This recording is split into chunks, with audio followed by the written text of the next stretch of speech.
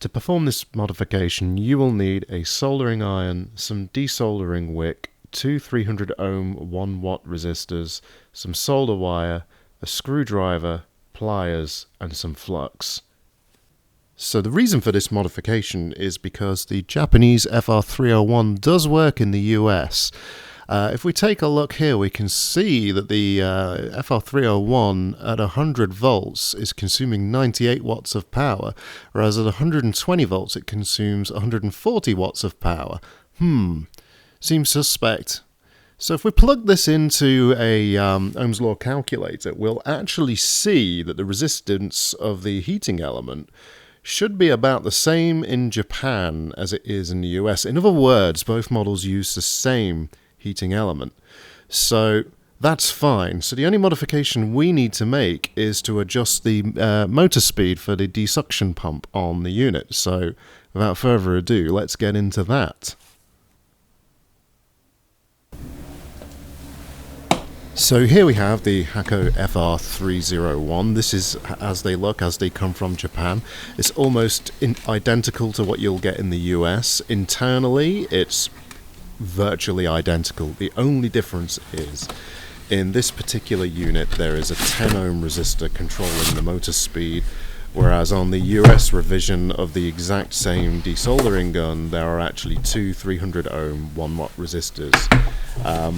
This version has an unpopulated slot for those resistors and a populated slot with a single 10 ohm 1 watt resistor in. So what we're going to do is remove that 1 watt resistor and replace it with a 300 ohm 1 watt resistor, and then install an additional 300 ohm 1 watt resistor.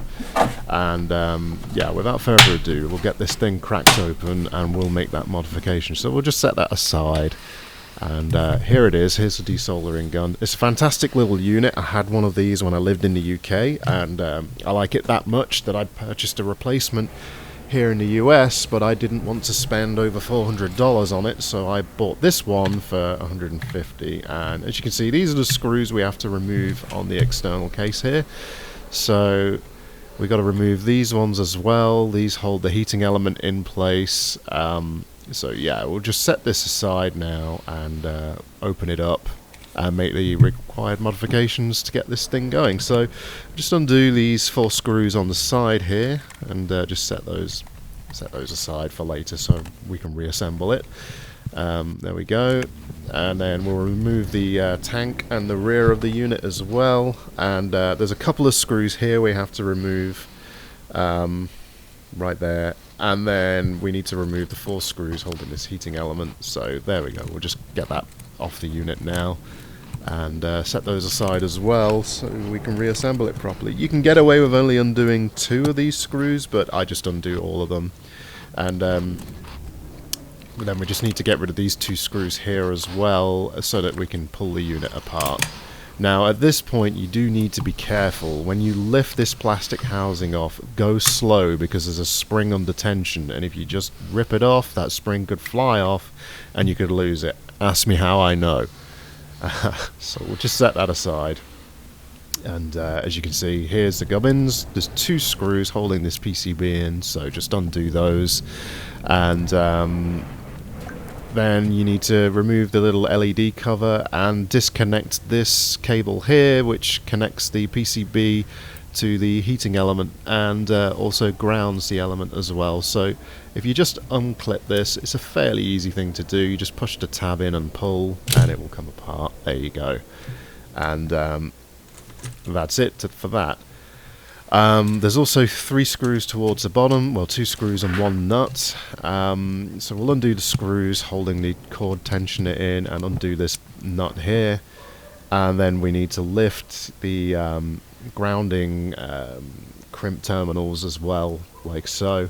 There's a couple of these to remove, one for the actual soldering tip itself and one for the board. So just go slow with this because it's a little fiddly. And take your time and just be careful with it. You don't want to lose any of the little washers that sit between the different connectors either. So we'll get this other nut undone here because they're sandwiched together. So yeah, we'll just get rid of that. And now we can wriggle this cable loose. It's a little bit tricky to get it out, so just be careful. And what we can do now, as you can see, is the PCB is somewhat loose. And here are the resistors I was talking about. They are populated on the other side of the board, but this is where the solder is accessible. So you need to desolder that. I'm going to use some flux to make that just a little bit easier. It helps it flow better when it's under temperature. So just apply a little bit of flux to that like so, and then come in with your desoldering wick and your soldering iron. Heat the wick up over those globs of solder and just let it wick it up. So just clear those holes. I'll do that one by one here. There's only 4 to do, so it's a relatively simple procedure. So just go ahead and wick that away. And once you've done that, you can then insert the 2 new replacement resistors that set the motor speed correctly for use in the US. So just go ahead and desolder that, as you can see here. And again, just take your time, be careful. You don't want to overheat these pads and potentially rip them or anything like that. Just go slow, take it easy.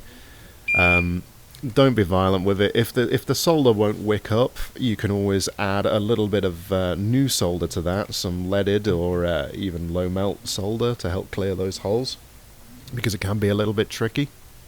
You could also use a desoldering pump, one of the mechanical ones, if you don't want to use wick. I could have done that, but for some reason I just chose wick. Pick your poison, really. Doesn't really matter. As long as you can clear the holes of solder, happy days. So what I'm doing here is just checking to see if there's slack on the resistor, and if you can see here, the resistor is loose from one side, but I'm going to have to apply just a little bit of heat to get that to come away, because it's just sort of hanging on by a thread there. So we just need to get that last bit of solder melted. Again, go slow, be careful, and you'll be fine. So as you can see, I'm just going to heat it from the opposite side of the board here, and then I'm going to pull as I heat, and I'm going to pull very gently so I don't rip any pads or anything like that. So here are the 300 ohm resistors that you'll need. I bought a pack of these on eBay for a few dollars, and as you can see, they're reading well within spec. We've got 300 ohms there, so great. So just push these in and solder them in position.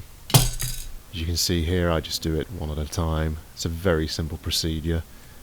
And then once we've done that, we can button the gun back up again and do a little test and see if it works. So everything looks a bit messy here. You just get everything soldered in as you need.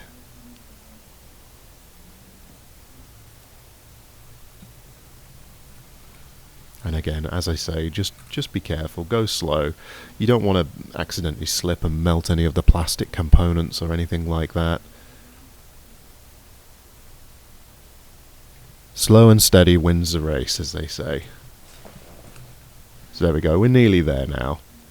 And you may also want some isopropyl alcohol for cleaning up any flux residues that you leave on the board from this soldering process. I do clean it off with isopropyl, but depending on the flux and the solder that you use, that may not be necessary.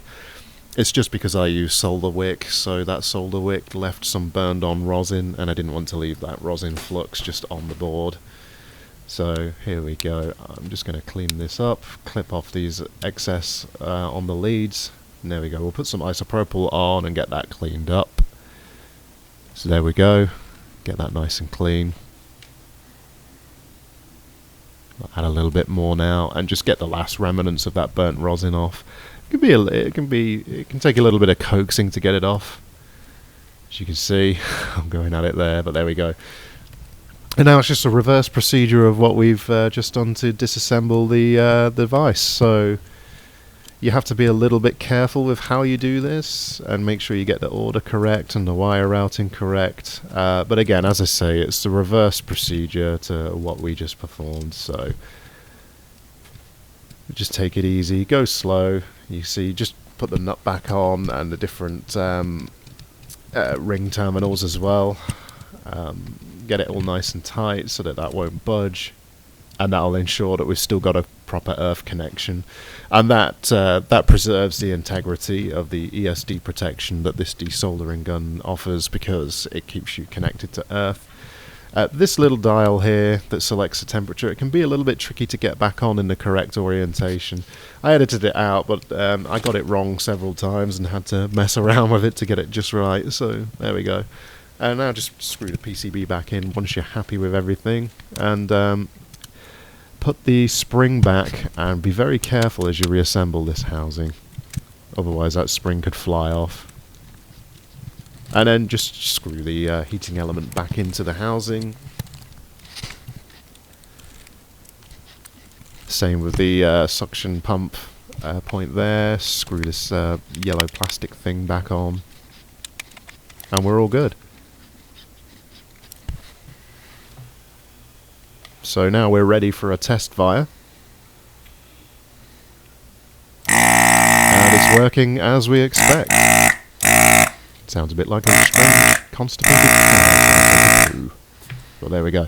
And now you can desolder as much as you like, so I hope this video was helpful, and have a great day.